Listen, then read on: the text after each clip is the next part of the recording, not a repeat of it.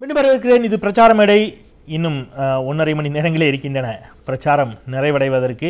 களத்தில் மிக தீவிரமாக தலைவர்கள் பிரச்சாரத்தில் ஈடுபட்டுக் கொண்டிருக்கிறார்கள். மத்திய சென்னையில் கொளுத்தும் வெயிலில் அம்மா மக்கள் முன்னேற்ற கழகத்தினுடைய துணை பொதுச் செயலாளர் டிடிவி தினகரன் அவரது கட்சியின் சார்பாக போட்டியிடக்கூடிய வேட்பாளருக்காக அங்கே வாக்களி சேகரித்துக் கொண்டிருக்கிறார். அந்த காட்சிகள். அதன் பிறகு நடந்ததெல்லாம் உங்களுக்கு தெரியும். மோடியின் கைங்கரியத்தால் இந்த எடப்பாடி பழனிசாமியின் ஆட்சி, அதுவும் தமிழ்நாட்டு மக்களாகிய நீங்கள் விரும்பாத இந்த ஆட்சி தமிழகத்தில் தொடர்ந்து கொண்டிருக்கின்றது. அம்மா அவர்களின் ஆட்சி என்று இன்றைக்கு சொல்பவர்கள் எந்த ஒரு திட்டத்தை எல்லாம் தமிழ்நாட்டிலே அம்மா அவர்கள் தேவை என்று சொன்னார்களோ, தேவை இல்லை என்று சொன்னார்களோ, அதையெல்லாம் இங்கே அனுமதிக்கிறார்கள்.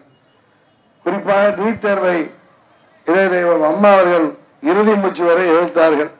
அதை இன்று பழனிசாமி, எடப்பாடி பழனிசாமி என்கின்ற பெயரிலே எடுபுடி பழனிசாமியாக மோடிக்கு மாறி அவர் இந்த ஆட்சி என்பது உங்களுக்கு தெரியும். தமிழ்நாட்டிலே பெருந்தலைவர் காமராஜர், பக்தவச்சலம், பேரறிஞர் அண்ணா, புரட்சி தலைவர் எம்ஜிஆர், நமது இரும்பு பெண்மணி இதய தெய்வம் அம்மா அவர்கள் எல்லாம் இருந்த அந்த தம்பி மேல அந்த முதலமைச்சர் பதவியில இன்றைக்கு குருட்டு அதிர்ஷ்டத்தால் உட்கார்ந்திருக்கின்ற பழனிசாமி ஒரு முதல்வருக்குள்ள அந்த பதவிக்காவது மரியாதை கொடுக்க வேண்டும். ஏதோ அடிமைகள் போல மோடிக்காக அவர்கள் இன்றைக்கு செயல்பட்டுக் கொண்டிருப்பது 8 கோடி தமிழ்நாட்டு மக்களுக்கும் தலைகுனிவாக இருக்கிறது. அதனால்தான் இந்த பழனிசாமியின் துரோக கும்பலை முடிவுக்கு கொண்டு வர வேண்டும் என்று ஆர்கே நகர் தொகுதியிலே, அம்மாவின் தொகுதியிலேயே வெற்றி சின்னமாக இரட்டை இலை சின்னத்தையே தோற்கடித்து சுயேட்சையாக போட்டியிட்ட என்னை அம்மாவின் தொகுதி மக்கள் என்னை மாபெரும் வாக்கு வித்தியாசத்திலே வெற்றி பெற செய்தார்கள். அவர்கள் என்னிடம் சொன்னது, உண்மையான அம்மாவின் ஆட்சியை கொண்டு வாருங்கள், இன்று நடைபெறுவது அம்மாவின் பெயரை சொல்லி இந்த துரோகிகள் நடத்துகின்ற ஆட்சி எங்களுக்கு வேண்டாம் என்று. அதனால்தான் அவர்கள் இரட்டை இலை சின்னத்தை, அம்மா அவர்களை 2 முறை வெற்றி பெற செய்த இரட்டை இலை சின்னத்தையே அங்கே தோற்கடித்தார்கள். அதுபோல அவர்களின் கோரிக்கையை ஏற்று தமிழகம் முழுவதும் சுற்றி வந்து நமது சட்டமன்ற உறுப்பினர்கள் எல்லாம் எவ்வளவோ முயற்சி செய்தும் மோடியின் பாதுகாப்பில் இந்த ஆட்சி தப்பித்தது. ஆனால் பதவி நீக்கம் செய்த அதே காரணத்தினால் இன்றைக்கு பழனிசாமி நம்மிடம் மாற்றிக்கொண்டிருக்கிறார். பிறருக்கு என்ன முற்பகல் செய்யும், தனக்கு என்ன பிற்பகல் வரும் என்பது போல, கெடுவான் கேடு நினைப்பான் என்பது போல அந்த 18 தொகுதியின் தேர்தல்களே இந்த ஆட்சியை முடிவுக்கு கொண்டு வருகின்ற நல்லதொரு வாய்ப்பாக இன்றைக்கு அமைந்திருக்கிறது. போதாக்குறைக்கு 22 தொகுதியிலே தேர்தல் வருகிறது. இதில் 8 தொகுதிகளிலே வெற்றி பெறவில்லை என்றால் பழனிசாமியின் ஆட்சி தானாக முடிந்துவிடும். நிச்சயம் அவர்களால் ஒரு தொகுதியில் கூட, தொகுதியில் அந்த இடைத்தேர்தல் நடக்கிற தொகுதியில் எத்தனை ஆயிரம் பணம் கொடுத்தாலும் மக்கள் வாக்களிக்க போவதில்லை என்பது எல்லோருக்கும் தெரிந்த விஷயம். அதனால்தான் மோடியும் அவரோடு ஜோடி சேர்ந்திருக்கின்ற, அவரை டாடி என்று சொல்கின்ற இந்த பழனிசாமி கும்பலும் இந்த மே 21 முடிவுக்கு வருவார்கள். 23 அன்றைக்கு இந்த ஆட்சி, நீங்கள் விரும்பாத ஆட்சி முடிவுக்கு வரும். அதுபோல தமிழ்நாட்டு மக்களை ஏமாற்றுகின்ற மதச்சார்பற்ற முற்போக்கு கூட்டணி என்ற பெயரில் திமுக அமைத்திருக்கின்ற கூட்டணி என்பது கடந்த காலத்தில் 2004 14 வரை காங்கிரசும் திமுகவும் கூட்டணியில மத்தியில் இருந்த பொழுது தமிழ்நாட்டின் நலனை அவர்கள் புறக்கணித்து விட்டு சுயநலத்தோடு அவர்கள் செயல்பட்ட காரணத்தினால்தான் கடந்த 2011 அவர்கள் மத்தியில ஆட்சியில் இருக்கின்ற போது தமிழ்நாட்டு மக்கள் அவர்களுக்கு ஆட்சியை கொடுக்கவில்லை. அம்மா அவர்களிடம் தமிழ்நாட்டின் ஆட்சியை கொடுத்தார்கள். 14 நடைபெற்ற பாராளுமன்ற தேர்தலிலே, 5 ஆண்டுகளுக்கு முன்பு இதற்கு முன்பு நடந்த பாராளுமன்ற தேர்தலிலே திமுகவுக்கு ஒரு தொகுதியில் கூட, நமது மத்திய சென்னை உட்பட தமிழ்நாட்டில் ஒரு தொகுதியில் கூட வாய்ப்பை கொடுக்கவில்லை. காரணம், அவர்கள் முக்கியமான துறைகளை பதவி பெற்றுக் கொண்டு சுயநலத்தோடு தாங்களும் தங்களை சேர்ந்தவர்களும் வாழ்ந்தால் போதும் என்று தமிழ்நாட்டு நலன்களை எல்லாம் அவர்கள் ஒதுக்கிவிட்டார்கள். அமமுகவுடைய துணை பொதுச் செயலாளர், அவருடைய கூட்டணியின் சார்பாக போட்டியிடக்கூடிய எஸ்டிபிஐ கட்சியினுடைய தலைவர் தஹலான் பாகவி மத்திய சென்னையில் அமமுக கூட்டணி சார்பாக அமமுகவிற்கு ஒதுக்கப்பட்டிருக்கக்கூடிய அதே பரிசு பெட்டகம் சின்னத்திலேயே போட்டியிடுகிறார். அவரை ஆதரித்து பிரச்சாரத்தில் ஈடுபட்ட அந்த காட்சிகளை பார்த்தோம். திரு கோட்டீஸ்வரன், இதில் நம்ம இடைவெளிக்கு முன்பாக ஒரு விஷயம் பேசிட்டு இருந்தோம் இல்லையா? கேரளாவில் ராகுல் போட்டியிடுவது அந்த தனிப்பெரும் கட்சியாக உருவாவதற்கான வாய்ப்புகளை கருத்தில் கொண்டுதானா? இல்லை கண்டிப்பாக இருக்கும். ஏன்னா இது வந்து ஒரு மாதிரி க்ளோஸ் ஃபைட்டாக வருமோ, வந்துருச்சுன்னா என்ன அப்படின்ற ஒரு கேள்வி ஒன்று வருது. இன்னொன்று, ரீஜனல் பார்ட்டிஸ் வந்து இந்த எலெக்ஷனில் வந்து ஒரு பெரிய மேண்டேட்டை உருவாக்க போகிறாங்கன்ற ஒரு விஷயம் வந்து எல்லா ஊடக சர்வேலையுமே வந்திருக்கு. ஸோ அந்த மாதிரி வந்து ஒரு நெருக்கடியான ஒரு சூழல் வரும்போது தனிப்பெரும்பான்மை கிடைக்கல, அப்போ தனிப்பெரும் கட்சியாக வரணுன்றதுல பாஜகவும் சரி காங்கிரஸும் சரி ரொம்ப கிளியராக இருப்பாங்க. ஸோ பிஜேபி அதே மாதிரி ஒரு விஷயத்துக்கோசரம் தான் அந்த லாஸ்ட் மினிட்ல கூட எந்த அலையன்ஸுமே போயிடக்கூடாதுன்ட்டுன்னு ஒரு சிலர் இப்போ ஏடிஎம்கே கூட அலையன்ஸ் வச்சதுக்கும் அதுதான் காரணமாக நான் பார்க்குறேன். ஸோ அதே மாதிரி காரணத்துக்கோசரம் தான் வந்து காங்கிரஸுமே கூட அலையன்ஸ் வராதவங்க இடத்துல நமக்கு வெற்றி வாய்ப்பு இருந்தால் நீங்கள் சொன்ன மாதிரி அந்த இடத்துல நம்ம ஜெயிச்சா நம்மளே வந்து இன்னொருத்தவங்க கிட்ட போய் கேட்கறதுக்கு பதிலாக நம்மளுக்கே வந்து ஒரு 200 210 அந்த மாதிரி நம்பர் வந்துச்சுன்னா நம்மளே அதுக்கு எலிஜிபிள் ஆகாமே அப்படின்றத குறி வச்சு தான் வந்து தென்னிந்தாலே அதுவும் குறிப்பாக வயநாடு தேர்ந்தெடுத்ததான் நான் பார்க்குறேன். நானும் அப்படி தான் பார்க்குறேன். திரு பாபு ஜெயக்குமார், இதில் உங்களுடைய பார்வை என்னவாக இருக்கிறது? தனிப்பெரும் கட்சியாக வரக்கூடிய ஒரு வாய்ப்பு வேண்டும் என்று காங்கிரஸ் நினைக்கிறதா? அது ரொம்ப அவசியமானதாகவும் தனிப்பெரும்பான்மை இல்லை என்று சொன்னால் தனிப்பெரும் கட்சியாக வந்தே ஆக வேண்டிய கட்டாயமும் நெருக்கடியும் காங்கிரஸுக்கு இருக்கிறதா? ஆமாம், ஷூராக இருக்குது. ஆனால் ராகுல் காந்தி அங்கே போய் நிற்கிறதுக்கு காரணம் நான் வந்து அதுவாக பார்க்கல. ஏன்னா அந்த சீட்டு வந்து காங்கிரஸ் ஸ்ட்ராங் ஹோல்டு தான். அது எப்படியுமே அதில் வந்து இவர் போய் நின்று தான் அதை வின் பண்ணணும்னு அவசியம் கிடையாது. கேரளாவில் கூடிய ஒட்டுமொத்த தொகுதியிலும் வெற்றி பெறுவதற்கு தானே கேரளாவில் நின்றால் ஒருவேளை வாய்ப்பாக இருக்குமோ நினைச்சிருப்பாரோ? அப்படி ஒன்றும் தேவையில்லை, அப்படி நான் நினைக்கல. ஏன்னா கேரளாவில் எப்போவுமே அது எல்டிஎஃப் ஒருத்தோட வரும், யூடிஎஃப் ஒருத்தோட வரும். அது அந்த மாதிரி ஒரு ஸ்டேட்டு தான். அவருக்கு வந்து சவுத்தில் வந்து வரணும்னு அவர் ஆசைப்பட்டிருக்காரு. அதுக்கு அவர் அந்த சீட்டை அவங்க வந்து எடுத்திருக்காங்க. அது சும்மா அது ரேண்டம் செலெக்ஷனாக கூட இருக்கலாம். அது வந்து நான் வந்து அந்த மாதிரி எதுவும் ஒரு இவங்களை ஸ்னப் பண்ணணும்னு பண்ண மாதிரி எனக்கு தெரியல. கம்யூனிஸ்ட்டை ஸ்னப் பண்ணோன்னு. இன்னொன்று நம்ம அவங்கள பிளேம் பண்ண முடியாது. ஏன்னா வந்து கம்யூனிஸ்ட் பார்ட்டி கூட வந்து அவங்களுக்கு இப்போ எந்த மாதிரி ஒரு அலையன்ஸும் இல்லை. ஃபார்மல் அலையன்ஸ் வந்து இங்கே மட்டும்தான் இருக்குது, தமிழ்நாட்டில் மட்டும்தான் இருக்குது, வேற எங்கேயுமே இல்லை. அதனால அதை வந்து நம்ம பெரிய ஒரு விஷயமா நம்ம அதை எடுக்க வேண்டிய அவசியம் இல்லை. ஆனால் நீங்கள் வேற என்ன கேட்டிங்கன்னா அவங்களுக்கு வந்து ஆனால் ஒவ்வொரு சீட்டும் அவங்களுக்கு இம்பார்ட்டன்ட். அது வந்து ஷுவராக தேவைப்படுது. ஸோ அதை மனதில் வைத்தான் அப்படின்னு. கலை, இப்போ இவர் பிரச்சாரம் பண்ணதை பார்த்தோம், டிடிவி தினகரனுடைய பிரச்சாரத்தை பார்த்தோம். அவர் தொடர்ச்சியாக சில விஷயங்களை முன்வைக்கிறார். நீங்கள் திமுக காங்கிரஸ் ஆன்டி மோடி என்பதை ரொம்ப ஸ்ட்ராங்காக வாதங்கள் வச்சு திருப்பி பிரச்சாரத்தில் ஈடுபடுறாங்க. டிடிவி தினகரன் வந்து இங்கே தமிழக முதலமைச்சர் எடப்பாடி பழனிசாமி உள்ளிட்டவர்களை கடுமையாக கட்டி பண்ணியே வாதங்களை வைக்கிறார். இதை எப்படி அஃப்கோர்ஸ் பேசுகிறாரு. அதிகமாக பிரச்சாரத்தில் இவர்கள் யாரை விமர்சிப்பதாக நினைக்கிறீங்க? யாரு? டிடிவி தினகரன். அவர் அதிகமாக அப்படிங்கிறப்ப அதிமுகவை தான் அவருக்கு. என்ன காரணம்? அது எந்த அளவுக்கு அவருக்கு சரியான உத்தியாக அவங்களுக்குள்ள தானே அந்த அதிமுகவினுடைய வாக்கு வங்கியை யார் அதிகமாக கைப்பற்றுவது என்பதில் அவர்களுக்குள் இயற்கையான ஒரு போட்டி இருக்கு. எப்பயுமே பங்காளி சண்டை தான் பெரிய சண்டையாக இருக்கும். பங்காளியை முதல்ல க்ளோஸ் பண்ணிட்டு பிறகு எதிரிட்டு போகலான்னு தான் நினைப்பாங்க. அந்த அடிப்படையில் தான் அங்கே அதிமுகவில் நான் ஒரு பெரிய சக்தி என்று அவர் காட்டிக்கொள்ள வேண்டிய அவசியம் இருவருக்குமே இருக்கிறது. அதனால் இருவரும் மாற்றி அதில் குறிப்பாக டிடிவி அவர்கள் அதிகமாக அதிமுகவை விமர்சித்து பேசுகிறார். அது திமுக வைத்த கருத்துக்களையே அதிமுக எதிராக வைக்கிறார். அவர் கிட்டத்தட்ட அதே கருத்துக்களை அதோடு சேர்த்து அவர் மோடியையும் எதிர்த்து பிரச்சாரம் செய்கிறார். மோடியினுடைய கைப்பாவையாகத்தான் அதிமுக செயல்படுகிறது என்று அவர் திரும்ப சொல்ல பார்க்குறாரு. இன்னொன்று அவருக்கு என்னென்னா, அவருக்கு பக்கமாக இது சிறுபான்மை மத சிறுபான்மையினர் அவர் பக்கமாக நகரத் தொடங்கி இருப்பதாக சில கருத்து கணிப்புகள் சொன்னதன் அடிப்படையில் அவர் மோடிக்கு எதிரான பிரச்சாரத்தை இப்போது நெருங்க தேர்தல் நெருங்க அதிகமாக முன்வைக்கிறார் என்பது என்னுடைய கருத்து. சரி, திரு குமரேசன், இதில் மோடி பிரச்சாரத்தில் பேசுகின்ற பொழுது எம்ஜிஆரையும் ஜெயலலிதாவையும் முன்னிறுத்துகிறார். இங்கே சென்ட்ரல் ரயில்வே ஸ்டேஷனுக்கு எம்ஜிஆர் பெயர் வைக்கப்பட்டிருக்கிறது. நீங்கள் சில ஜெயலலிதா அவர்கள் தொடர்ச்சியாக அவர் வந்து புகழ்ந்து பேசுகிறார். பேரலால் அந்த பக்கம் ராகுல் காந்தி பேசுகின்ற பொழுது பெரியாரை சொல்கிறார்.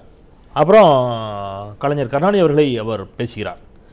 இந்த டிராவலில் பெரியாரில் ஆரம்பித்து ஜெயலலிதா வரையிலான டிராவலில் இடையில் அண்ணா அப்படிங்கிற ஒருத்தரை எல்லோருமே விட்டுட்டாங்களா?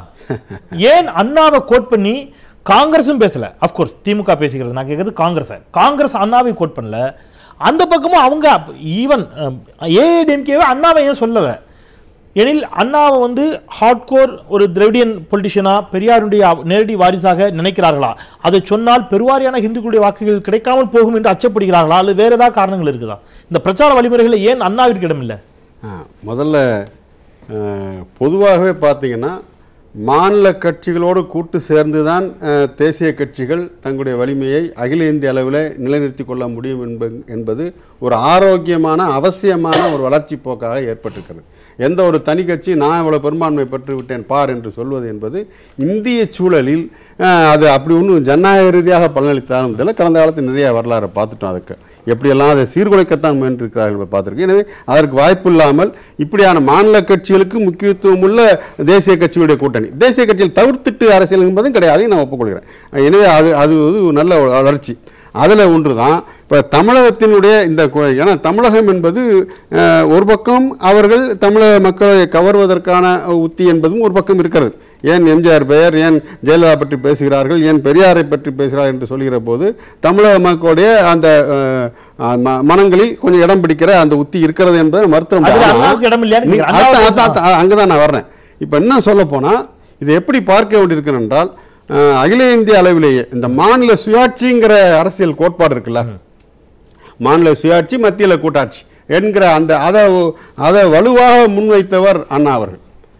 நாடாளுமன்றத்தில் பேசியிருக்கிறார், இயக்கங்கள் நடத்தியிருக்கிறார் என்று சொல்லி. எனவே அவர் பெயரை நீங்கள் சொன்னது போல அவர் பெயரை தன்னுடைய கட்சியின் பேராகவே வைத்திருக்கின்ற அதிமுகவும் சொல்ல மறுக்கிறது, இவர்களும் சொல்ல மறுக்கிறார்கள் என்றால் அப்போ அது ஏன் நான் நீங்கள் சொன்னது போல அண்ணா என்று சொன்னால் எதிர்மறையான சிந்தனை வந்துவிடும், அதை நம்ம தவிர்த்துடலாங்கிற அப்படிப்பட்ட கணக்குகள் இருப்பதாக தெரியவில்லை. அண்ணாவின் மாண்பை, அண்ணாவுடைய இந்த பங்களிப்பை அவர்கள் சரியாக புரிந்து கொள்ளவில்லை. அல்லது பெரியாரை சொல்லிவிட்டாலே இதெல்லாம் சொல்லிவிட்டதாக அர்த்தமாகிவிடும். திராவிட இயக்கம் என்பது கண்டிப்பாக எம்ஜிஆரையும் ஜெயலலிதாவும் திராவிட இயக்கத்தோடு இணைத்து பார்க்க முடியாது. அது ரொம்ப தூரம் அவங்க விளையிட்டாங்க. அவங்களுடைய பல்வேறு கொள்கை சமரசங்களும் தெரியும். எனவே பெரியாரை பார்வை அதுவாக இருக்கும் என்று சொன்னால் அதனாலேயே பாஜக எம்ஜிஆரையும் ஜெயலலிதாவையும் முன்னிறுத்துகிறதா? நிச்சயம் இருக்கலாம், கண்டிப்பா. அவர்கள் உறுதியாக அந்த பெரியாரின் வாரிசுகள் தான். பெரியார் பிறந்த அன்னைக்கு அவருடைய நினைவிடத்துக்கு சென்று மாலை போடுவது மட்டுமே அல்ல அவருக்கு மரியாதை செலுத்துவது என்பது. அவருடைய கொள்கைகளை பொறுத்த வரைக்கும் எந்த அளவு சமரசம் செய்து கொண்டாலும் உங்களுக்கு தெரியும்.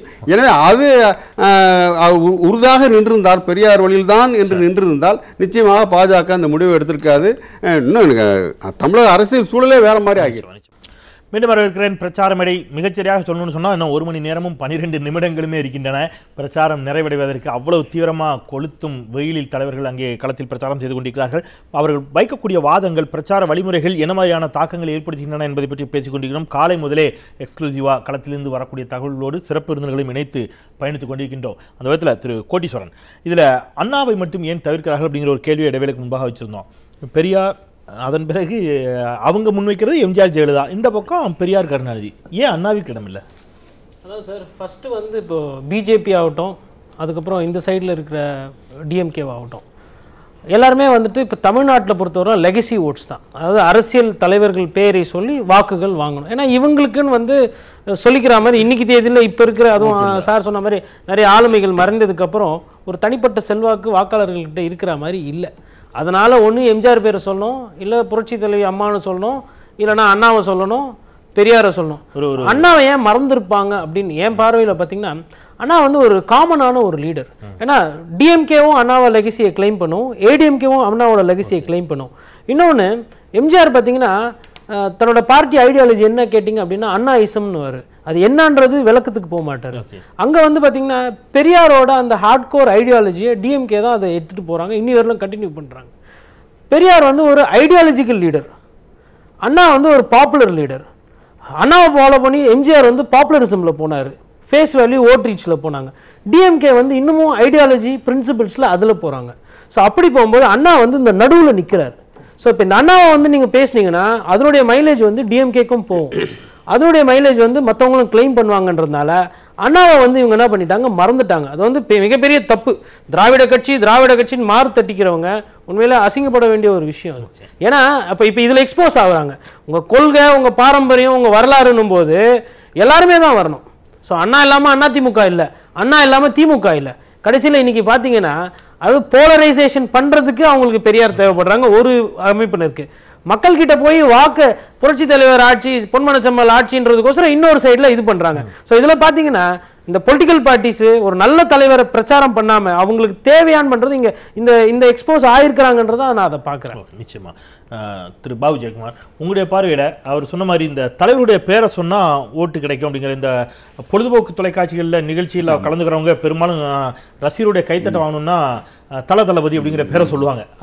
விஜயும் அஜித்தையும் குறிப்பிட்டா கைத்தட்டுவாங்க. அந்த மாதிரி ஆயிட்டாங்களா இவங்கெல்லாம் தலைவர்கள்? இல்லை இல்லை, நான் அதை அப்படி தான் பார்க்குறேன். ஆக்சுவலாக முதல்ல வந்து நம்ம ஏன் இப்போ ஜெயலலிதா பேரை சொல்லி ஓட்டு கேட்கணும், ஏன் எம்ஜிஆர் பேரை சொல்லி ஓட்டு கேட்கணும், ஏன் வந்து அண்ணா பேரை சொல்லி ஓட்டு கேட்கணும் எனக்கு தெரியல. இப்போ நீங்கள் அதை இப்போ நீங்கள் பெரியார் பேரை சொல்லலாம், ஏன்னா அவர் வந்து உங்களுக்கு ஒரு இதை கொடுத்தார், ஒரு கொள்கையை வந்து கொடுத்தார். அதே மாதிரி நீங்கள் மார்க்ஸ் பேரை சொல்லலாம், லெனின் பேரை சொல்லலாம், ஏன்னா நீங்கள் அங்கேருந்து ஒரு இதில் நீங்கள் வர்றீங்க. வந்து அண்ணா எம்ஜிஆர் ஜெயலலிதா ரெண்டு பேருக்கும் அப்படி ஒரு லெகசி வந்து கிடையாது. அதாவது என்னை பொறுத்த மட்டும் கிடையாது. வந்து எம்ஜிஆர் இங்கேருந்து பிரேக் பண்ணிவிட்டு ஒரு பார்ட்டியை வந்து அதை வந்து ஆரம்பித்தார். அவருக்கு ஃபிலிம் பாப்புலாரிட்டியை வச்சு அவர் அதை ரன் பண்ணிகிட்டு இருந்தார். அவர் அண்ணாங்க பேர் அவர் வந்து எடுத்துக்கிட்டார். அவர் வந்து அண்ணாத்தோட, ஏன்னா அண்ணா கூட அவர் இதாக இருந்தனால, க்ளோஸாக இருந்தனால அவர் வந்து எடுத்துக்கிட்டார். அவ்வளவுதான்.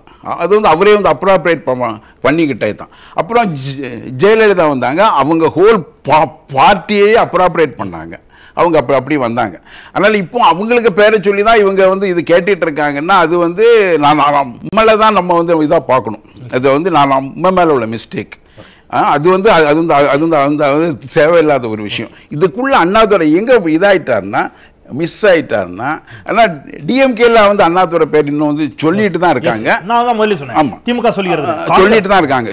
சொல்லிட்டு இல்லை, அதாவது அது ஏன் இல்லைன்னா, நீங்கள் நான் நரேந்திர மோடிக்கு வந்து for all you know he may not even know who Annadurai is. நான் ஃப்ராங்காக சொல்கிறேன். அவருக்கு வந்து ஏன்னா அவரை பற்றி நம்ம வந்து நம்ம ரிப்பீட் பண்ணிகிட்டு இருக்கிறது இல்லை. இங்கே வந்து டெய்லி அது ரெப்படிஷனில் அது வர்றதில்லை. இந்த இவங்க ரெண்டு பேரையும் தான் அவங்க சொல்லிக் கொடுக்காங்க, அதனால இவங்க யூஸ் பண்ணுறாங்க. இன்னொன்று இதில் ஒன்றும் அவங்க பெருசாக பிளான் பண்ணி ஒன்றும் பண்ணுறதில்லை. இல்ல வாக்குகளாக அது மாறாதா? இல்ல அதாவது நீங்க வந்து நீங்க எம்ஜிஆர் பேரை வந்து ரயில்வே ஸ்டேஷனுக்கு கொடுத்தனால ஒரு ஓட்டு கூட பிஜேபிக்கு போகாது. சோ எம்ஜிஆரை முன்னிலைப்படுத்துவதாலே மட்டுமே ஓட்டுகள் வராது. இல்ல ஏதோ ஒரு ஐடியா. இல்ல அவன் வந்து இது ஏன் கேட்டுட்டு இருக்கான். நான் சொல்ல போனா அவர் சொல்றதை நான் நான் கொஞ்சம் எப்படி பாக்குறேன்னா, இப்படி பெயர்களை அப்படி வைக்கிறது மூலமாக தமிழக மக்களுடைய ஓட்டுகளை ஒரு பகுதியை எழுதிடலாம் நினைக்கிறது அது ஓட்டர்ஸ் மென்டாலிட்டி அவமானப்படுத்துற விஷயம் தான். அவங்க பெர்ஃபார்மன்ஸ் என்ன, 5 வருஷம் நீங்க என்ன செஞ்சீங்க செய்யல அப்படிங்கிற வச்சு அவங்க முடிவு செய்ய போறாங்க. இப்போ சார் சொன்ன மாதிரி சென்ட்ரல் ஸ்டேஷன்ன்றது வந்து அது ஒரு சென்னைக்கு வந்து ஒரு முக்கியமான ஒரு அடையாளம். அதுக்கு போயிட்டு ஒரு 10 வாட்டி ஜியோ மாத்துறது, இப்போ இதே தொடர் கதையே ஆச்சுன்னா ஒரு 20 வருஷம் கழிச்சு இன்னொருத்தவங்க பேரை மாற்றுவாங்க. அதாவது அதிமுக கூட்டணி வச்சா எம்ஜிஆரை பற்றி பேசும்போது அதிமுக தொண்டர்கள் சந்தோஷப்படுவாங்க, உள்ளம் கூட இருந்து ஒன்றா வேலை செய்வாங்க. அது ஒரு யுக்தி. அதுக்கு நீங்கள் பேரை வந்து சும்மா ஆஸ்பத்திரிக்கு பேரை மாற்றுறது, ரயில்வே ஸ்டேஷனுக்கு பேரை மாற்றுறது, அது வந்து வாக்காளர்கள் இவர் சொன்ன மாதிரி அது வந்து ஒரு தப்பான ஒரு கண்ணோட்டம். உங்களுடைய பதில்களை பாலவேல் தொடருவார். நம்ம இந்த மாதிரி நான் நிறைவு செய்கிறேன். நீங்கள் பாலவேலோட உங்களுடைய கருத்துக்களை நிச்சயமாக தொடரலாம்.